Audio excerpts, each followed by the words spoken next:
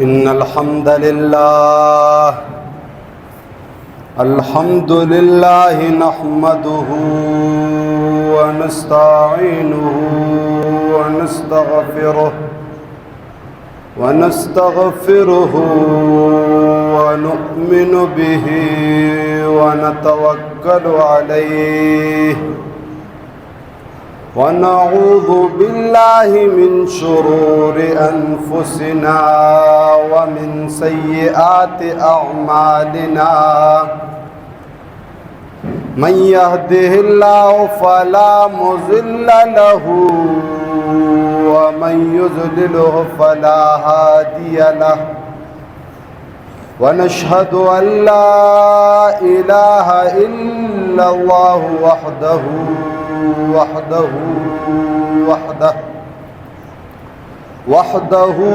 لا شريك له ولا وزير له ولا مشير له وحده لا شريك له ولا أول له ولا آخر له وحده لا شريك له ولا أصل له ولا فرع له وحده لا شريك له ولا ضد له ولا ند له وحده لا شريك له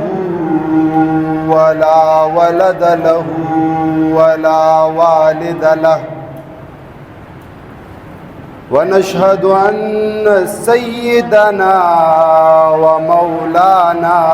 محمدا عبده ورسوله أرسله بالحق بشيرا ونذيرا أما بعد فأعوذ بالله من الشيطان الرجيم بسم الله الرحمن الرحيم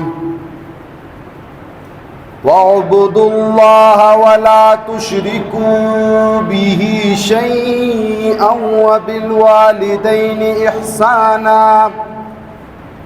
وبالوالدين إحسانا وبذي القربى واليتامى والمساكين والجار ذي القربى والجار الجنب والصاحب بالجنب وابن السبيل وما ملكت أيمانكم إن الله لا يحب من كان مختالا فخورا زما د اورمړو او د ګردو نواه غیر مسلمانانو لکه څنګه تاسو ته معلومه ده چې تیرې جمعې مونږه د سورۃ النساء آیت نمبر 36 متعلق خبرې کړې وې خو چونکې هغه واعبدوا الله ولا تشركوا به شيئا وبالوالدين احسانا باندې خبرې دې حد ته ورسېدلې چې موږ د پاره ټایم ډېر زیات کمی و نو بیا ما وویلې چې انشاءالله راتلونکي جمعې له به پې خبره کوو او د الله لاک لاک شکر دی چې موږ په قید الحیات باندې یو او الله موږ له موقع راکړه بهر حال نو دا سورۃ النساء آیت نمبر 36 پاتې شوی و دلته کې الله جل شانه خپل بنده ته اعلان کوي په ابتدا کې چې ته بندگی کوه د الله تعالی او الله تعالی جل شانه سره شریک مگر زوا نو د هغې نه بعد مونږ دا خبره کړې وه چې الله تعالی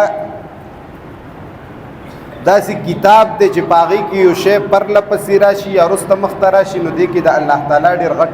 حکمت پروت وي. نو دلته الله جل شانه د خپل ذات متعلق چې کومه خبره کړې چې ما سره څوک شریک مه ګرځوئ نو هغې پسې ډایرکټ دا خبره کړې چې وبالوالدین احسانا.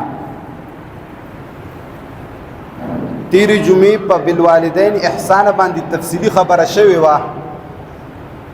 خو دا وبالوالدین احسانا په دې آیت مبارکه کې چې راغلی دی نو وبذی القربا چې کوم وبذل راغلی دی نو دا ټول په دې باندې د احسانن کې راځي. نو د دې په وجه زه وبالوالدین احسانا باندې دوباره خبره کول غواړم چې دا خبره زموږ او ستاسو سینو ته او ذهنونو ته په صحیح طریقو سره کوزه شي. ولې چې لاندې څومره هم د چا چې ذکر الله کړی نو دا ټول د دې په ضمن کې راځي. قرآن کې الله تعالی په دې آیت مبارکه کې وایي چې وبالوالدین احسانا. اے مسلمانه ته خپل مور پلار سره ښېګړه کوه، احسان کوه. خو په دې احسان ما خبره کړې وه چې دې احسان نه دا احسان نه دی مراد چې ته یو سړي سره څه ښېګړه وکړي، څه مرسته وکړي او بیا هغه سړی په زړه کې دا یره لري که د دې سړي خلاف ما وکړلو یا یوه نیمه خبره ما وکړله یا یو نیم کار ما وکړلو نو دا سړی به په ما اعتراض وکړي چې څنګه چل دی ما تا سره دا ښېګړه یا احسان د دې دپاره کړی و چې ته ما سره داسې داسې وکړه. یا چې دا کم سړي احسان کړی دی د ده په زړه کې دا خبره ده که چېرې دې سړي یو نیم کار وکړو نو زه به ورته بیا دا احسان یاد کړم چې ما خو تا سره دا پلانکې مرسته او پلانکې منډه ترړه کړې وه. نو چونکې د دې احسان نه مراد دا احسان نه دی چې دا کم ما وویلی، بلکې د دې احسان نه مراد د دې معنی چې کومه ده د دې احسان توازن برابر ساتلو ته ویلی کېږي، کمی پوره کولو ته ویلی کېږي، حقوق پوره کولو ته ویلی کېږي. اوس چې دې ځای کې الله تعالی وبالوالدین سره راوړی نو د دې نه معلومیږي چې د مور پلار سره به احسان کوئ، د مور پلار کمی به پوره کوئ، مور پلار سره به په هر اعتبار باندې وزن برابر ساتئ. لکه څرنګه چې مور او پلار ټول عمر ستا دپاره ستړي کړي، تکلیفونه تیر کړي، غمونه یې دله تیر کړي، هر قسمه تکلیف یې تا سره برداشت کړی نو تا له پکار ده چې ته هم مور پلار سره هر قسمه تکلیف برداشت کړي، هر قسمه مرسته ورسره وکړي، هر قسمه لحاظ یې وکړي. نو دې نه بعد الله تعالی جل شانه فرمایي وبذی القربى والیتامى. وبذی القربى باندې ځان پوی کې قربه صرف زمونږ او ستا په معاشري کې مشهوره ده چې دا صرف د وینې رشتو ته وایي. د وینې رشتې پښتانه ښه به پې پوهېږئ، تره زامن، ترور زامن، ماما زامن، خور، رور، نو د وینې رشته دې ته ویلی کېږي. نو عام طور باندې زموږ او ستاسو معاشري کې مشهوره ده یا زموږ او ستاسو چې دا کم دکانداران یا ټیکهداران د دین ناست دي نو هغې وایي چې وبذی القربى نه صرف د وین رشتوی مراد دي. خو خبره داسې نه ده، دې کې هر هغه سړی راځي چې کم تا سره نږدې هم وي او ستا خپل هم وي. صرف د دې نه مراد چې کم دی رشتہ داران نه دي، بلکې دې نه مراد ټول هغه قریبي خلک دي چې کم تا سره نږدې پاتې کېږي. او د دې خلکو قسم قسم حقوق دي. لکه څرنګه ما خبره وکړه چې د مور پلار په تا باندې حقوق دي، دغه شانتي په کلي کې د ګاونډي،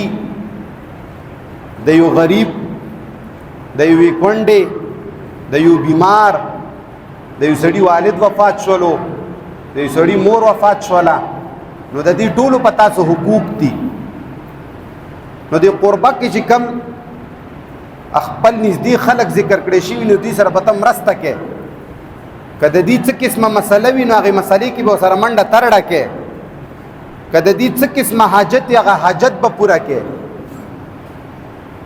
کده د څه قسمه پیسو ته ضرورت نو د کې به سره ته منډه ترړه کې او هغه منډه ترړه به ته په دې سوچ کې ځان سره نه ساتي چې دې سړي سره ما خېګړه کړې ده نو د دې به ته بدله هم غواړم او د دې به بدله مالا هم راکړي بلکې دې سره به احسان کې خدا احسان به داغه حقوق وي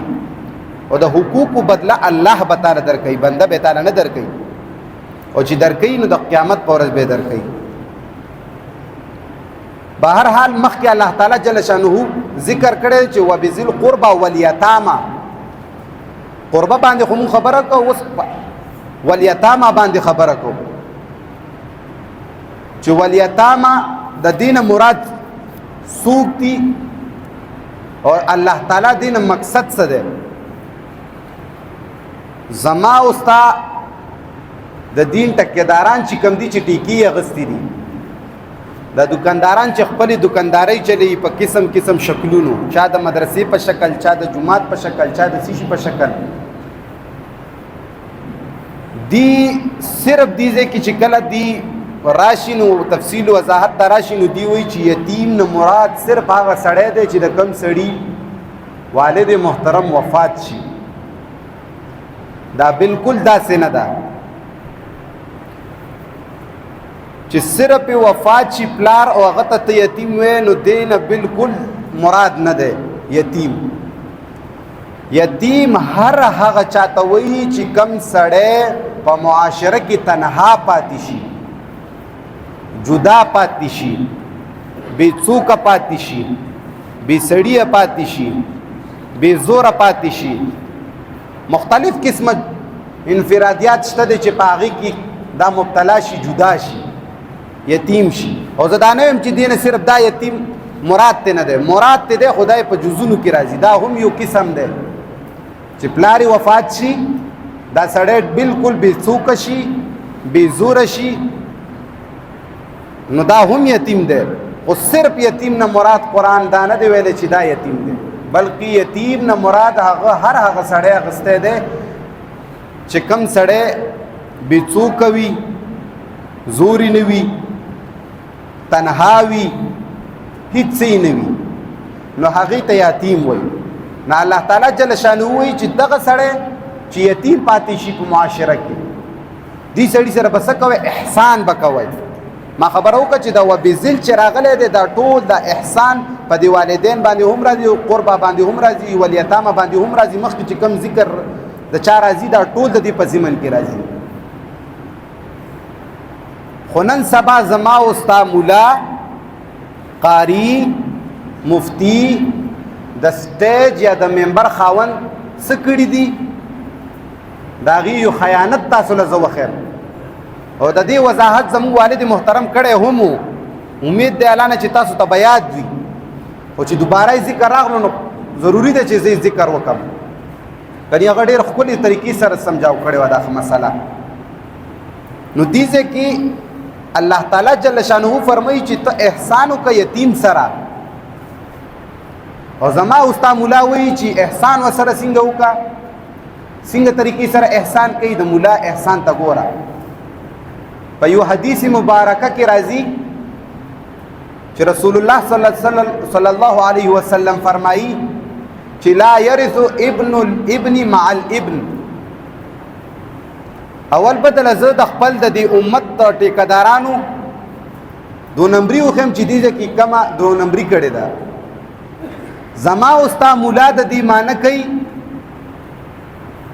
چې پلار کله مړ شي نو چې کم زوی پاتې شي د هغه د نیکه نوسی چې کم پاتې شي نو چې پلار یې مړ شي نو دې نوسي ته به د پلار په مرګون باندې حصه نه میلاویږي اصل کې د دې معنی داسې نه ده خو دا ما تاسو ته صرف ښودنه کوله چې نن سبا مولا کومه ګوته کړې هغه ګوته دله ښیم چې هغه دې نه دا مراد علي چې کله پلار مړ شي نو نوسي له به حصه نه میلاویږي نو چې نوسي له حصه نه میلاویږي نو دا خو یتیم دی دا خو بې څوکه دی هلته کې الله تعالی جل شانه فرمایي چې احسانا احسان به پوره کوئ هغه سره به ښېګړه کوئ. اوس دې ځای کې چې دی دا خبره کوي چې نه به میلاویږي دا په دې وجه باندې کوي چې دی په دې مسله باندې یا پوهه نه دی یا دا مسله دی پټي. الله تعالی جل شانه وضاحت کړی دی د دې خبرې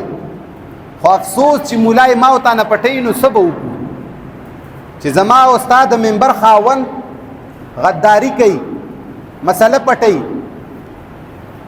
نو مونږ د انګریز نه یا د اغیار نه به څه ګیله وکړو. بهرحال زه به اصل مقصد ته راشم چې دې ځای کې دی خو مونږ سره دا کار کړی دی چې یتامه نه دا مراد اخیستی دی چې بس صرف مور پلار یې مړ شي بس دا یتیم شولو او دې ته به په میراث کې حصه نه میلاویږي. هله چې کله د پلار په ژوندون باندې دا پلار وفات شي او دا ژوندی پاتې شي نو دله به د نیکه په میراث کې حصه نه میلاویږي. ولې دی دا وایي چې په قرآن کې د نوسي ذکر نشته دی. نو مولا صاحبه چې ته دا خبره کې چې په قرآن کې د ابن نه د نوسي ذکر نشته دی نو بیا به زه یو اعتراض وکم بیا د هغې اعتراض جواب هم راکا چې قرآن کې د نوسي ذکر نشته دی نو بیا به زه دا یو اعتراض وکم چې د نوسي چې کومه ښځه وي هغې سره د نکاح جایز دی. ولې جایز دی چې کوم ځای کې الله تعالی رشتې حرامي کړي نو هغې ځای کې د نوسي ذکر نشته دی چې د نوسي ښځه نیکه ته حرامه ده. دا اعتراض زه د پوهې په طور دا نه کومه چې که چرې ته دا خبره کې چې نوسۍ ذکر نشته دی په میراث کې نو بیا زما دا اعتراض دی چې دا هم نشته دی چې د نوسي ښځه به نیکه ته نه نکاح کېږي او دا به په قرآن کې تا ته یو ملا هم ونه ښایي چې د نوسي ښځه نیکه ته نه نکاح کېږي. جواب که درکوي څه جواب به درکوي نو جواب به مولا تعالی دا درکوي تعالی به وایي چې هلته خو قرآن کې الله تعالی ویلی دي چې وحلائل ابنائکم هلته نه په نکاح کې دي قیاس کوي چې زامن چې کوم دي د هغې ښځې نیکونو ته حرامې دي جایزې نه دي او نکاح کې بیا قیاس کوي چې دا د نوسو ښځې هم نه دي جایزې ځکه چې دې ځای کې دا ابن ذکر راغلی نو د ابن لاندې نوسۍ آلریډي راځي نو د نکاح په موقع چې ته کله تپوس کوې نو د هغې به دا جواب درکوي چې په ابن په ضمن کې نوسۍ راځي. خو چې کله دې ځای کې د میراث مسله راشي نو مولا وایي چې لا یرث ابن الابن مع الابن پلار چې کله وفات شي نو وسیله به حصه نه میلاویږي. ولې به نه میلاویږي ځکه چې په قرآن کې د نوسي ذکر نشته. قرآن کې صرف د زوی ذکر دی او زوی چې وفات شول نو بس د پلار حصه ختم نه د نوسي حصه ختم. نو تعجب په دې خبره باندې چې نکاح کې ته هلته قیاس کې چې د ابن په ضمن کې د زوی په ضمن کې نوسۍ راځي او چې د میراث خبره شي کله ستا د دکاندارۍ خبره شي کله ستا د خیر خبره شي هغې ځای کې بیا نوسۍ د ابن په ضمن کې نه راځي میراث نه بیا نوسۍ وباسي. امید دی الله نه چې په دې مسله به پوه شوي وای چې په نکاح کې زوی د هغه په ضمن کې نوسۍ راولي خو کله چې د میراث خبره شي نو بیا وایي چې دلته کې خو د نوسي ذکر نشته نو گویا کې نسوی ته په میراث نه میلاویږي چې پلار یې وفات شي. نو مولا صاحبه چې ته هغه ځای کې قیاس کې هغه ځای کې نوسۍ د ابن په ضمن کې راولي نو دلته ولې نه راولي. بهرحال دا یو منافقت به ورته مونږ ووایو یا به یو د دې تکذیب به مونږ ورته ووایو چې دی دلته کې کذب نه کار اخیستی دی. خو ما خبره کوله د احسانا چې الله تعالی جل شانه ویلی دي چې ته به احسان کې یتیم سره ته به نوسیله په میراث کې حصہ ورکې ته به نوسي باندې یا یتیم باندې خیال ساتي هر هغه سړی چې کم په معاشره کې همداسې پاتې شي تنها پاتې شي اگر که هغه د پلار وفات شي یا همداسې مالي اعتبار سره یا همداسې جاني اعتبار سره تنها پاتې شولو نو ته به د هغه مرسته کې د هغه به حقوق پوره کې شاعر وایي که نه چې دستار کے ہر تار کے تحقیق ہے لازم دستار کے ہر تار کی تحقیق ہے لازم ہر صاحب دستار معزز نہیں ہوتا اے مسلمانا تجی کلا هم مانکے نو افسوس پتا باندې چې ته پدې باندې پخپلا او غور فکر نکې زما استاد مولا دا سوچ جوړ کړی دی چې په قرآن کې عقل نه چلیږي په قرآن باندې به غور اور فکر نه کې بس چې څه هم زمونږ اباو اجدادو لیکلي دي بس چې څه هم مونږ ته د خپلو اکابرو نه راغلي دي بس دا دین دی دینا اضافي به تاسو پکې تحقیق نه کوئ دینا اضافی ہو پکی تاسو گوتے نوا ہے افسوس مولا تا قرآن اعلان کئی افلا یتدبرون القرآن اے مسلمانا تو پا قرآن باندے تدبر ولی نکے اے مسلمانا تو دا قرآن پا آیاتنو باندے تدبر ولی نکے قرآن بار بار دا آواز کئی چی دا قرآن دا عقل والو دا پار دے دا قرآن دا تدبر والو دا پار دے دا قرآن هغه کتاب دی چې ته پې تدبر اور غور وکړي نو تا ته به هغه مسلې هغه حقایق معلوم شي چې کم تانا غیر الله پټ کړي دي چې کمی تانا د کتاب په شکل کې پټ کړي دي چې کمی تانا د مسلو په شکل کې پټ کړي دي چې کمی تانا د احادیثو په شکل کې پټ کړي دي چې کمی تانا د روایاتو په شکل کې پټ کړي دي چې کمی تانا د فقه په شکل کې پټ کړي دي چې کمی تانا مختلف په باطلو طریقو باندې پټ کړي دي هغه مسلې به تا ته معلوم شي لیکن افسوس افسوس زما په مولا باندې افسوس زما د منبر خاون باندې چې هغه کله منبر ته وخیږي نو هغه عوامو ته وایي چې قرآن کې به غور اور تدبر نه کې دا قرآن چې ته زده کې نو د مولا نه به زده کې افسوس په دې باندې چې ما داسې مولیانو هم لیدلی دي چې هغې باقاعده سریان په منبر باندې تی تپوس وشي چې مولا همې ته د قرآن ترجمه کول څنګه دي همې ته په قرآن باندې تدبر کول څنګه دي د دې غټو غټو تنظیمونو والا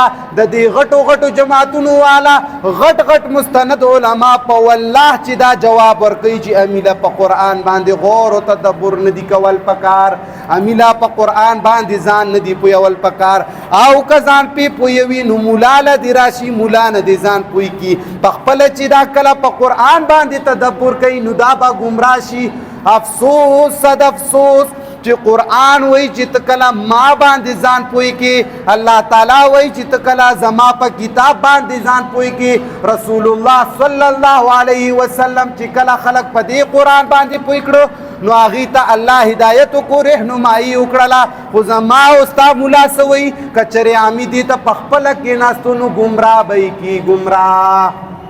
داسې ده او که نه ده تاسو کتلی دی او کنه چې زموږ او تاسو مولیان باقاعده دا خبره کوي چې که مولا یا عامي سړي په دې باندې خپله غور او تدبر شروع کړو نو دا به ګمراه شي قرآن خو هغه کتاب دی چې صحابه او چا نه ابوبکر صدیق جوړ کو چا نه عثمان غني جوړ کو چا نه څه جوړ کو چا نه څه جوړ کو چا چې دفاع کړې ده د پیغمبر په ژوندون هغې ته رضی الله عنه تی جوړ کړه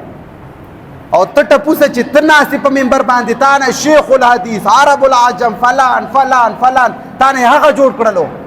او دې قرآن ته چې امي سړی کینی هغه ګمراه کیږي ولې دا ستا په وینا باندې چې ته وایې چې قرآن ته چې خپله سړی کینی امي سړی پې ځان پوهوي نو ګمراه کیږي نو خو ستا خو دا ګوته ده چې ته دې ځای کې د میراث په مسله کې یو شانتې خبره کوې او همغه خبره چې کله ضرورت راشي د نکاح په مسله کې بل شانتې خبره کوې نو چې ته دغه شانتې ګوتې کوې نو چې دا مسلمان یا دا امي قرآن ته پخپله کینی ته دا خبرې کوی شي ته دا دو نمبرې کوی شي ستا په زړه کې د غیر الله مینه پرته ده ستا زده کړه د غیر الله د کتابونو نه ده ته چې دا نن مسله حق نه کې ته په دې مسلو ښه پوهېږې چې په نکاح کې یو شانتې خبره ده په میراث کې بل شانتې خبره ولې ده خو چې دا ته غلی دا ستا کتابونو لیکلي دي دا ستا اکابرو لیکلي دي دا ستا په مدرسو کې پړاوي دا ستا ملا وی دا ستا شیخ وی دا ستا قاری وی دا ستا د منبر خاوند وی په والله چې دی نه ویلې ستا په اکابرو کتابونو کې دا نه وی موجود ستا هر جماعت نه په دې ځای کې دا اعلان راتلی چې دا مسله داسې نه ده داسې ده ته چې د نکاح په مسلې کې د ابن په ضمن کې نصیحه راولې نو ته به آلریډي د میراث په حکم کې هم دغه شانتې کې خو افسوس چې زما او ستا ملا مونږ سره څه کړي دي او ما او تا امې نه یو خبر صرف په دې وجه ته نه یو خبر دا نه ده چې مونږ د ګیاګانې خورو رزق نه خورو ته هم رزق خورې هغه هم رزق خوري ته هم دوه خپې لاسونه لري هغه هم دوه خپې او لاسونه لري خو کمې دا ده چې تا ځان ته په حقیر نظر باندې کتلي په سپک نظر کتلي چې زه امي یم قرآن ته نه نږدې کې ګمراه کېږم په قرآن زه نه پوهېږم خو هغه ټپوس ناست دی چې کم خوا دې روانوي او کم خوا دې بوزي بس بوزي دي نو ما چې دا شعر ویل دا مې د دې وجې نه وویلی چې په هر څه باندې تحقیق کول پکار دي مونږ سره داسې ګوتې شوي دي مونږ سره داسې تکذیب او کذب شوی دی د مولا په شکل کې د قاری په شکل کې د کتاب په شکل کې د روایت په شکل کې هغه احادیثو په شکل کې چې کوم پیغمبر ته منسوب کیږي او د قرآن خلاف دي دا صرف د دې وجې نه چې ما او تا ځان غافله کړی دی ما او تا ځان بری کړی دی چې د قرآن د مولا کتاب دی هغه به بیانوي چې څه مسله راځي مولا له به ورځم بهرحال خبر هم کوله د یتیم متعلق چې یتیم هر هغه سړي ته وایي چې کم په معاشره کې تنها پاتې شي بې څوکه پاتې شي او مخې ته الله تعالی فرمایي والمساکین احسان به کوئ چا سره والمساکین مسکینانو سره به هم کوئ اوس په دې مساکین باندې ځان پوهول پکار دي چې مسکین څه ته ویلی کېږي مسکین زما او ستا ملا وایي چې بالکل رزق دره کې نه لګي او داسې وي هغسې مختلف تعریفونه ورته راایستي خو د قرآن په روح کې درته وایم چې قرآن په روح کې او د شریعت په روح کې مسکین هر هغه سړي ته وایي چې کم سړي کاروبار ولاړ چې کم د انکم او د رزق او د کور د بچو د ساتلو هغه ذریعه ولاړی د چا کاروبار نه وي د چا څه قسمه دیاړي وغیره نه وي د چا داسې ذریعه نه وي چې هغه کور ته رزق راوړي نو ته به د هغې هم حقوق پوره کې او د هغې حقوق مختلف طریقې سره دي په هغې نه هم مونږ نن سبا ستاسو مسلمانانو رواج جوړ کړی دی زما او ستا امي سړی چې نن د چا مړی وشي چې تعزیت ته ورځي نن سبا زما او ستا مسلمان چې په چا باندې بده ورځ راشي د هغه تپوس له چیزي نن سبا زما او ستا مسلمان چې په یو مسلمان باندې څه قسمه مصیبت راشي یا بیماری راشي چې دای تپوس لذي دا والله اکثریت داسې خلک دي چې هغه په دې بنیاد ځي چې که نن زه دې سړي ته لا نړم نو دا به سبا زما مړي ته نه راځي که نن زه د د بیمارۍ تپوس ته لا نړم نو دا زما بیمارۍ تپوس ته نه راځي او زه چې نن ځم نه د دې وجې نه ځم چې دا زما بیمارۍ تپوس ته راغلی زه چې د ده مړي تعزیت ته ځم د دې وجې نه ځم چې دا زما پلار ته راغلی دا زما رور ته راغلی دا زما پلانکي ته راغلی نو د لالچ په بنیاد ځو د الله او د الله د رسول د سنت او د هغه د قانون مطابق نه ځو د هغه د وجې نه نه ځو په دې باندې غور فکر کول پکار او چې لاړ شو هم زما او ستا مسلمان چې چا کره مړی وشي تعزیت ته وله لاړ شي نو هغه غریب خو هسې غم ځپلی دی د چا به والد وفات وي د چا به چې کوم دی ورور وفات وي د چا به مور وفات وي دغه شان د مختلف کورنۍ کې خلک دي چې هغه به وفات یو دا به راشي یو دعا به وکړو بل به راشي یو دعا به وکړو بل به راشي یو دعا به وکړو اوس دې امي سړي دا صرف دا رواج دا رسم لیدلی دی چې ملای هم کوي مفتی هم کوي زمونږ غټ غټ مشایخ چې دا اوږدې اوږدې ګیرې او دا غټ غټ پټکي والي دی هغه هم کوي او په والله چې د دې په خپلو د نظریاتي او عقایدو کتابونو کې دا لیکلي دي چې دا شی بدعت دی دا شی ناروا دی د دې شي اسلام کې هیڅ قسمه ثبوت نشته او همدغه سړی چې په منبر کښېني هم د دې شي رد کوي چې دا مسله راشي خو چې کله د تعزیت ته لاړ شي قسم په الله چې همدغه ملا همدغه شیخ همدغه کاري همدغه ملک هم هغه ځای کې پاتېږي او لاسونه اوچت کړي وي دعاګانې کوي مسلمان اغیار تا کې داسې کار کړی چې ستا خپل د کور مسلې هم تاله بدلې کړي بارانۍ خبرې پرېږده تعزیت خو به پیغمبر علیه الصلاة والسلام کولو چې کله به یو څوک وفات شول ور به راغلو دغو اهل و عیال چې کوم رور به او پلار به او تره به او ماما به او کې به یې نولو په ښې طریقې سره ورته وګورې چې مه خفه کېږه. دا دنیا د قرآن کې الله تعالی وایي چې کل نفس ذائقة الموت، غټې غټې هستۍ تلي دي او دا د خیر ځای دی چې څوک لاړل. دنیا خو ډېره بې وفا او فاني شی دی، دا خو داسې د ګناهونو او د بدکاریو د یو شي او د بل شي نه ډک ځای دی. خو ډېر د خیر ځای ته تللی دی. نو هغه به تسلي ورکړه چې مه خفه کېږه، دا په زندګۍ کې دا خبرې راځي، په تا راغلی ده، په ما به هم راځي او دا موږ ټول به ځو. داسې نه چې صرف ستا پلار تللی ستا رور تللی، خو نه، هغه رواج به څوک پوره کوي، هغه رسم به څوک پوره کوي، هغه دا به څوک کوي کورته کورت چې لاس اوچت کړه لاس ښکته کړه، دا به څوک کوي. هلته خو زموږ رسم رواجونه پاتې کېږي. افسوس امینه هم زه ګیله کوم په دې خبره باندې او زه یې نه کوم، زه به یې په چی شو کوم. دا قرآن یې دي کوي چې ته ما نه ځان نه خبرې، ته د دین نه ځان نه خبرې، ته د الله د احکامو نه ځان نه خبرې، ته چې ملا په کومه روان کړی ته ورسره خوښ یې. نو موږ او تاسو له پکار ده چې کم خبره کمه مسله وي د هغې تحقیق وکړو. دا رسمونه پرېږدی. ما تاسو ته ویلي وو چې شرک داسې ګناه ده چې دا ډېره په وړو وړو خبرو کې موجوده ده. نن چې مړی وشي، زما او ستا چې کم سړي کور کې مړی وشي چې هغه په درېیمه ورځ باندې خیرات ونه کړي، د هغه په زړه کې دا یره وي که ومې نه کړو خلک وایي چې په پلار نه دی خفه. که ما په ومې باندې خیرات ونه کړو خلک به وایي چې دا په پلار باندې دومره خرچه نه شي کولی. که څلوېښتې مې معنا ونه کړه نو خلک به وایي چې دا په پلار باندې ایله 2-3 روپۍ نه شي خرچ کولی. ته د مخلوق رضا ته ګورې، د مخلوق خبرو ته ګورې، د مخلوق نزړه کې یره ساتلو ته ګورې، او د الله کلام چې تا ته کوم حکمونه کړي دي، د الله چې کوم ډېر لوی ذات دی چې قیامت پر ورځ به صرف د هغه وحدانیت، د هغه ربوبیت، د هغه حکم به چلیږي، هغه نه ته نه یارېږي، د هغه کتاب نه ته تپوس نه کوې، د هغه په قانون باندې ځان نه پوهې. یو ادنا انسان چې د هغه د یرې د وجې نه یو نیم ناروا کار ته کوې او د الله د قانون خلاف ورزي کوې او د الله حکم نه یارېږي، الله نه یارېږي. او دا خبره یاد ساتئ چې دا کم د منبر خاوندان چې دي چې دا قرآن په صحیح معنو سره نه بیانوي، یا د خپلو د کابرو د وجې نه، یا د خپلو شیوخو د وجې نه، یا د خپلو منګړتو روایاتو وجې نه، یا د منګړتو واقعو د کتابونو د وجې نه، هغه خو باسي مولټه زوړند دي. خدا خبره یاد ساتئ تاسو هم والله که پرېږدي، موږ هم الله والله که پرېږدي. ولې چې زموږ د غفلت د وجې نه دا نخرې په موږ کېږي. تا سره 24 غنټو کې ښځې دپاره ټایم وي، تا سره 24 غنټو کې د خپل اولاد دپاره ټایم وي، تا سره 24 غنټو کې د خپل د کور ضروریاتو دپاره ټایم وي، تا سره د کاروبار دپاره ټایم وي، تا سره د دنیا معاملاتو دپاره ټایم وي، خو افسوس د قرآن دپاره تا سره 1 غنټه یا نیمه غنټه نه وي چې ته قرآن لور کې او قرآن باندې ځان پوه کړي. هغه د مولیانو د منګړتو روایاتو والا کار هم نه کوئ که نه، که د هغې په خبره عمل کولی بیا خو هم ښه وه که نه، چې هغې دا خبره کوي چې کوم سړی په دې اراده کې مټ شولو چې قرآن زده کولو، نو د قیامت په ورځ به الله ونه تپوس نه کوي، ځکه چې په اراده کې مټ شولو، ځکه چې په کوشش کې مټ شولو. او که تپوس دې وکړي نو ورته شي الله ما خو زده کولو خو تا زه مړ کړم بس پاتې شوله را. نو هغه منګړتو روایاتو باندې یا خبرو باندې هم عمل نه کوئ. قرآن خو لرې خبره ده.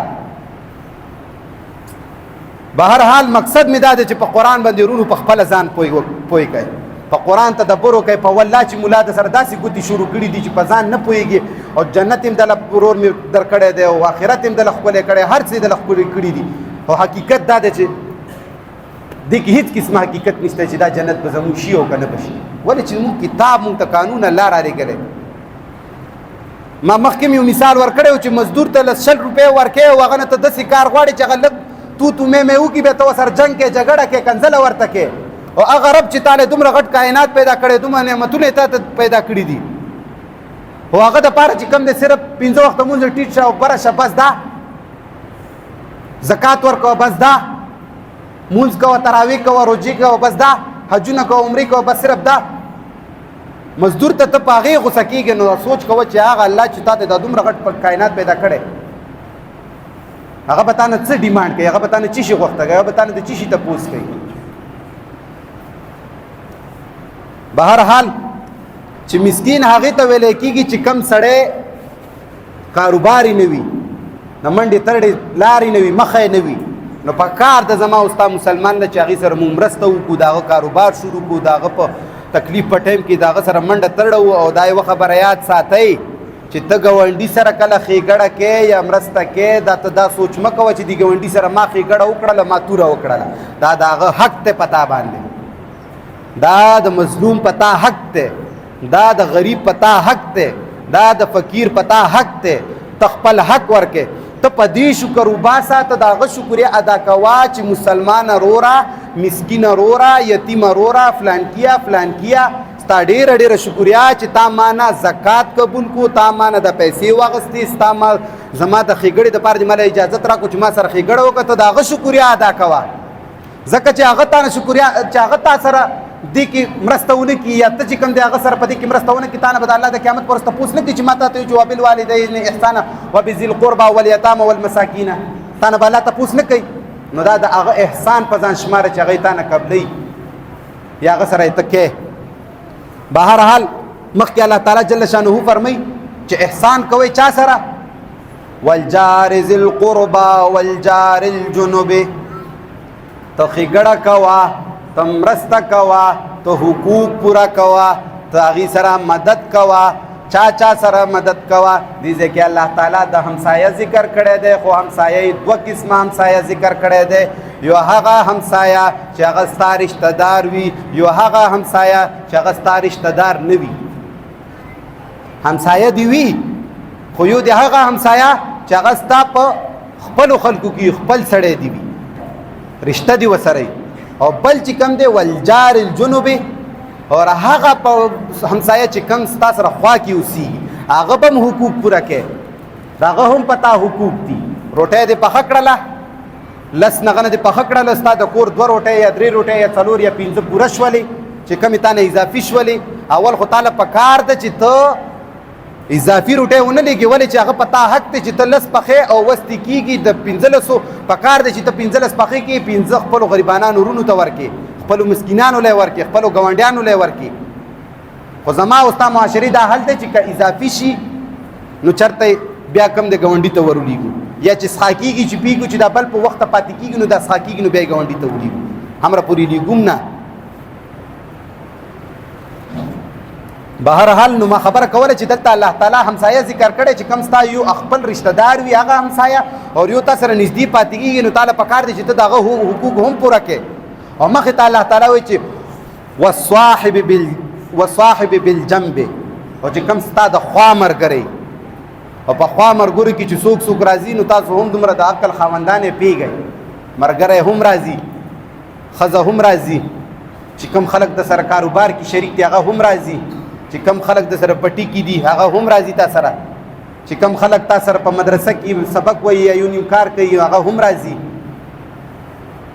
نو د خوا ملګري سره به هم ته د هغه حقوق پوره کوې د هغه څه قسمه مسله راغله ته به په هغې کې منډه ترړه ورسره وې د هغه قسمه پیسو ته ضرورت ته به پیسې ورکوې د هغه ګاډي ته ضرورت ته به ګاډی ورکوې د هغه داسې بل څه شي ضرورت ته به هغه ضرورت پوره کوې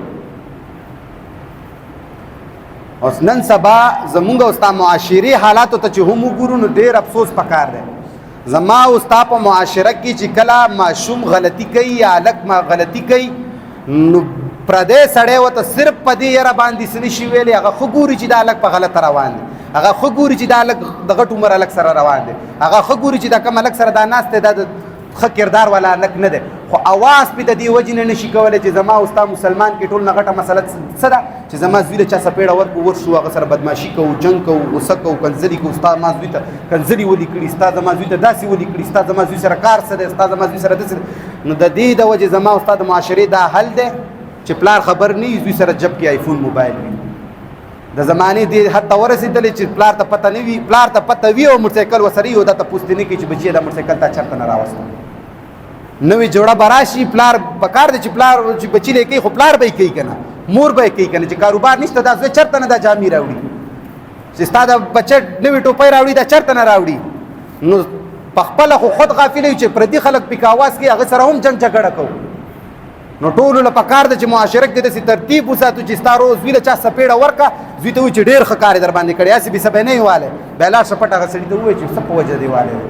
نو هغه که چېرته په ناروا وجه والی هغه به تاله ووایي چې داسې داسې چلو ته به دوی چې آینده دپاره داسې کار ونه کړي که د ښې دپاره یې وی وه هسې بېسه زما بچي سره کار مه ساته خو د زوی په مخ کې چې کله تا دغه شانتې کار وکړو هغه ډاډه شي یا سبا بیا کوي یا سبا بیا کوي یا سبا بیا هم کوي بهرحال خبره مې کوله چې کوم ستا د خوا ملګری دا خبره مې دې پورې وکړه چې خوا ملګری نن سبا چې زمونږ سره او انډیوالي ساتي یا دوستي ساتي نو دیله دا ریلیف تاسو ورکړئ چې زما زوی ګورې غلط ځای کې ته ګزار پې کوه دا حقوق دي دا داسې نه ده چې زه صرف عارضي خبرې کوم دا په تا باندې د ګاونډي یا تا باندې د خپل ملګري حق دی چې ستا ورسره تعلق دی یا مسلمان رور دی د هغه زوی د هغه خور د هغه مور یا د هغه بل داسې رشته دار په یو غلط ځای کې ګوري په یو غلط کار یې ګوري نو تاله پکار ده چې ته پې اواز وکړې دا دغه حقوق دي دا د دې ځای کې احسانا لاندې راځي ما تاسو ته ووایي چې وبذل چې راغلی دی دا ټول د دې ضمن کې راځي دا حقوق دي هغې چې ته دا حق به د هغه پوره کوې نو مخې ته الله تعالی فرمایي چې وابن السبیل په دې ځان پوه کې چې دا قرآن د عربو په زبان کې رانازل شوی دی نو چې د یو شي حقیقت مو معلومو نو چې دا د چا په لغت رانازل شوی نو هغې ته به ګورو وابن السبیل هغې خلکو ته وایي چې په لاره کې یو سړي سفر کولو یا د بټوارو کشوله یا د پیسو ضرورت شو یا په لاره کې موټرسایکل خراب شو یا په لاره کې ګاډی خراب شو یا په لاره کې نور څه مسله ورته راغله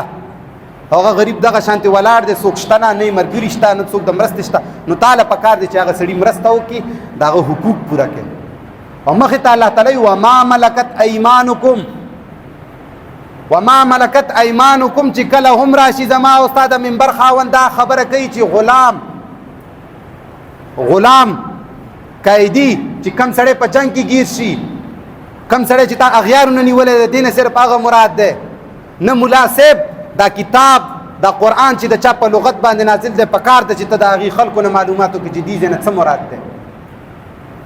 نو دلته کې وما ملکت ایمانکم نه مراد صرف اور صرف وینځي نه دي صرف اور صرف غلامان نه دي بلکې هر هغه سړی چې هغه ستا د لاندې کار کوي دا وما ملکت ایمانکم راځي دې سره به ته احسان کې ښېګړه به کې د ده به حقوق پوره کوي مثال کې طور باندې مزدور تا سره کار کوي مثال کې طور باندې یو سړی تا په ټیکي یو کار ته نیولی دی یا د یو مزدور یو کار ته نیولی دی یا چې کوم دی کور ته خدمت دپاره د سړی نیولی دی یا د دغه شانتي ګاډي دي یا نور داسې مال دولت دی د هغې حفاظت دپاره د سړی نیولی دی یا د یو چوکیدار نیولی دی نو چې ستا لاندې کوم سړی کار کوي نه هغه سره به ته څه شی کې حسن سلوک به هم کې او د هغه به حقوق پوره کې دا نه ده چې د هغه 100,000 تنخواه ده یا 50,000 تنخواه ده یا دیاړي مر 11 یا 1200 تنخواه ده ور دې کړله بس ته وایې چې بس تا له پیسې درکړې بس ځکه نه تنخواه به ته داسې ورکوې چې د هغه پې ضرورت پوره کېږي نن سبا زما او ستا په معاشره کې یو رواج دی باقاعده معلومه خبره ده چې معاشره کې مزدور ته به څومره میلاویږي مثال کې طور مزدور ته به د ورځې 1,000 روپۍ میلاویږي مصري ته چې کم د مشر وي په دې کار کې هغه ته به څومره میلاویږي یار هغه ته به 15 میلاویږي د تنخواه ورکولو طریقه دا ده چې ته کله یو سړي له پیسې ورکې نو ته ضروري نه ده چې په هغه طریقې وچلې کې چې کوم رسم رواج دی بلکې دا ضروري ده چې د هغه پې ضرورت پوره شي دا سړی چې مزدوري کوي دا د مستۍ دپاره نه کوي دا سړی چې ستا سره خادمي یا څوکیداري کوي دا د خدای دپاره نه کوي دا یې که کوي دا په دې بنیاد کوي چې دا غریب مجبوره وي د پیسو ته ضرورت وي د ده یو شي ته ضرورت وي نو چې ته هغه ته 1,000 روپۍ ورکړې نو 1,000 روپۍ نن سبا څه شی دی ته چې یا 1500 روپۍ ورکړې نو هغه ته دا څه شی دی بلکې پکار ده چې ته هغه نه تپوس وکړې ورورجانه څه قسمه مسله دې شته څه قسمه بیماري دې شته یا څه شی دي هغه درته وایي چې یار دغه شانتې مسله مې ده نو چې تا ته پته لګي چې په 2000 کار کېږي 2000 ورکړه تا ته پته لګي چې په 10,000 کار کېږي 10,000 ورکړه خو چې وستې وي چې وستې نه وي ورته ووایه چې ورورجانه به چې څومره مې وست هغه در کوم په هغې الله تا نه نیسي خو په دې به دې الله خامخا نیسي چې رسم رواج جوړ دی او د هغې مطابق یې ورکوي اگر چې تا سره پیسې شته او ته استطاعت والا یې نو پکار دی چې کم سړی وما ملکت ایمانکم کې مې خبره کوله چې کم سړی ستا لاندې کار کوي تاله پکار دی چې ته څه شی وکړې ته د هغه حقوق پوره کړې او مخې ته الله تعالی د دې خلکو نتیجه ذکر کوي دا نن سبا زما او ستا په معاشره کې دا شی شته دا زه چې دا خبرې کوم تاسو مخاطب کوم د قرآن کې د یهودو اعتراض و چې دا پخوانی کیسې دي د پخوانی خلکو کیسې نه دي دا زما او ستا دپاره کتاب دی د رهنمایۍ د هدایت کتاب دی نو دې ځای کې الله تعالی خطاب کوي ان الله لا يحب من كان مختالا فخورا الله خطاب کوي چې مینه نه کوي الله تعالی نه خوښوي الله تعالی الله له خوند نه ورکوي څوک خوند نه ورکوي کم خلک خوند نه ورکوي مختالا فخورا دا خلک الله له خوند نه ورکوي اوس په دې باندې ځان پوهول پکار دي چې مختالا څه ته او فخورا څه ته وایي مختالا باندې ځان پوه کوي که تاسو سوچ کړی وي بعضی الکان هم داسې شته او بعضی سړي هم داسې شته او بعضی مشران ملکانان هم داسې شته چې د هغه به روپۍ حیثیت هم نه وي، د هغه به د هیڅ شي وس هم نه وي، خو هغه کې به غټوالی ځان به غټ حسابوي، ځان ته به څه وایي چې زه هم څوک یم، زه هم ما سره هم څه دي. په حقیقت کې هیڅ هم ورسره نه وي، خو چې لباس ته یې ګورې او ټشه پشه ته یې ګورې داسې به وي ته به یې که دا ورور به سم د عربیانو مشر دی یا سمه غټه فکټري ده یا سم غټ کاروبار دی، خو حقیقت به یې څه وي؟ حقیقت به یې د 2 روپو وس هم نه وي، نو ځان به غټ شماري، انانیت به پکې وي. نو مختالا نه مراد هغه خلق دي چې کم خلق په حقیقت کې کمزوري وي، په حقیقت کې د هغې هېڅ قسمه عزت نه وي، په حقیقت کې هغې سره هېڅ قسمه داسې مالي قوت یا دیني قوت نه وي او ځان ته څه غټ څه وایي چې زه هم چې شی یم، زه هم څوک یم. نو مختالا نه هغه خلق را مراد دي چې کم خلق ځان ته څه وایي، یوه انا پکې وي، نو دا خلق دي مراد دي. نو موږ تاسو له پکار ده چې دې عمل نه ځان وساتو، ولې چې الله تعالی قرآن کې واضح اعلان کړی چې لا يحب ان الله لا يحب، الله تعالی داسې خلکو سره مینه محبت نه کوي. مخې ته الله تعالی فرمایي فخورا باندې ځان پوهول پکار دي چې فخورا څه ته ویلی کېږي. ما وختیم دا خبره وکړله چې دا قرآن د چا په لغت کې نازل شوی دی، نو ته چې کله د یو شي تپوس کوې نو ته به هغې معاشرې ته ګورې، د هغې معاشرې لغت ته به ګورې، د هغې خلکو لغت ته به ګورې چې هغه دا الفاظ څه دپاره استعمالوي. د نن سبا چې زما او ستا ملا د بعضو ځینو مسلې یا معنی غلطي کوي، یا یې د ناپوهۍ د وجې نه کوي او یا د ناعلمۍ د وجې نه کوي، یا یې صرف د دې وجې نه کوي چې خبره مې درله وکړه چې خپلو د اکابرو نه یېرېږي، فتوو نه یېرېږي، نورو دې کیسو ټتو پتو نه یېرېږي، د مخلوق یره یې په زړه کېږي. نو فخورا څه ته ویلی کېږي؟ په دې باندې ځان پوهول پکار دي چې دا هر هغه سړي ته ویلی کېږي چې په هغه ځان باندې فخر کوي، فخر کوي وګوره کنه ما سره داسې ګاډي دي، وګوره ما داسې بنګله جوړه کړې ده، وګوره کنه ما دغه شانتي کاروبار دی، وګوره ما او وختي مې چې خبره وکړه هغه کې دا شیزونه نه وي، هغه دا دعوه کوي د سره دا وي او په ځان باندې فخر کوي چې زما داسې مال دولت دی، زما داسې کور دی، زما داسې ځمکه پرته ده پلانکي ځای کې او پلانکي ځای کې مې کاروبار دی او پلانکي ځای کې مې پلانکی شی دی، لګیا وي ځان کې یو باچا یې ځان نه جوړ کړی د ځمکې والا و، په ځان باندې فخر کوي چې یار زه خو ډېر لوی سړی یم. او کني نور خو تاسو ته ما حیثیت د انسان ښودلی چې د انسان ته تکبر بې ځایه ځای کې د الله د قانون په مقابله کې بالکل نه دي کول پکار. که کوي نو عام طور خبره نه کوم، د دې ځای خبره کوم چې کم سړی د قرآن مقابله کوي، د حق مقابله کوي، هغه د ځان حیثیت وګوري چې دا پیدا د خلق من ماء دافق نه دی، یو ګنده اوبو نه پیدا دی. نو چې ګنده اوبو نه پیدا یې او ستا ذهن او ستا ایمان په دې خبرې نو ته به چرې هم د الله د قانون خلاف نه کوي. نو دغه خلک چې دا کم خلک ځان غټ شماري، ځان ته څه وایي، نو دا خلک به چېرته هم ځان ته غټ ونه وایي چې سړی دا په قرآن باندې پوهي، په دې ایمان وي چې زه الله څنګه پیدا کړی او دا د الله کائنات دی، دا دنیا د الله دی، د قانون د الله دی، د ځمکه او د اقتدار په ځمکه دا د الله دی. خو زما او ستا په دې ایمان نشته، که زمونږ او ستا په دې ایمان وی نو دا حالت به زما او ستا د معاشرې بالکل نه وي. نو امید دی الله تعالی نه چې پوه شوي به وی او الله دې موږ ته تاسو ته په دې باندې عمل کولو توفیق راکړي. یا پروردگار عالمه زموږ او تاسو مسلمانانو چې څه قسمه شرعي حاجتونه یې الله ته یې پوره کړي. یا پروردگار عالمه زموږ او تاسو د سینو ته د قرآن د الله په خپل فضل او کرم سره کوز کړي. یا پروردگار عالمه چې دلته کې د هر چا څه قسمه مصیبتونه یا پروردگار عالمه ته ختم کړي. یا الله دلته ډېر مسلمانان دي چې تکلیفونه دي، مسلې دي، یا الله خپلې مسلې ورته حل کړي. یا پروردگار عالم دلته به ډېر داسې خلک وي چې د چا به بچي نه پیدا کېږي، د چا به داسې نورې بیماري یا الله ته اولاد ورکړي.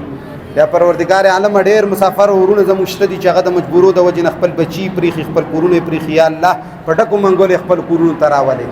یا پروردگار عالم د نیټ په سترګه باندې ډېر داسې خلک شته دي چې هغه د حق مرګتیا کوي، ویډیوګانې شیر کوي، صرف په دې حق وجه باندې شیر کوي چې الله تعالی به ماله په دې باندې